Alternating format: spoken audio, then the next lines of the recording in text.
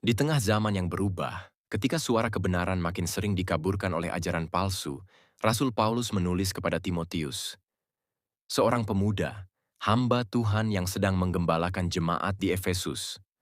Paulus tidak menyembunyikan kenyataan.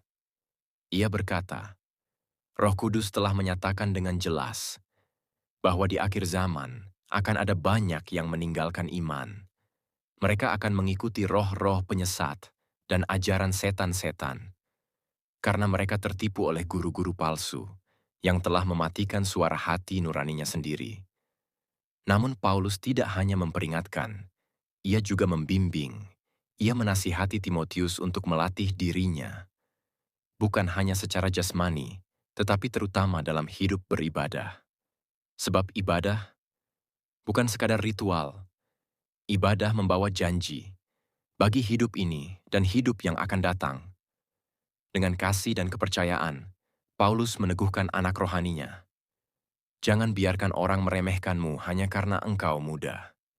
Jadilah teladan dalam perkataanmu, dalam tingkah lakumu, dalam kasih, dalam kesetiaan, dan dalam kesucian. Ia mengingatkan bahwa karunia yang telah diberikan Allah melalui nubuat dan penumpangan tangan tidak boleh diabaikan. Timotius dipanggil untuk terus membaca kitab suci, mengajar, dan membangun iman umat dengan tekun dan setia. Paulus menutup dengan kalimat yang menggugah, perhatikanlah hidupmu dan ajaranmu, bertekunlah di dalamnya.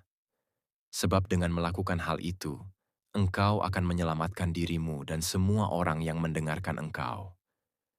Dan hari ini, suara Paulus masih bergema. Di dunia yang penuh kebingungan dan kompromi, Tuhan memanggil kita untuk menjadi seperti Timotius, setia dalam kebenaran, tekun dalam firman, berani menjadi terang di tengah kegelapan. Karena kesetiaan kita bukan hanya berdampak bagi hidup kita sendiri, tetapi bisa menjadi jalan keselamatan bagi banyak orang lainnya. Mari hidup benar, mari hidup beriman, mari hidup untuk Kristus.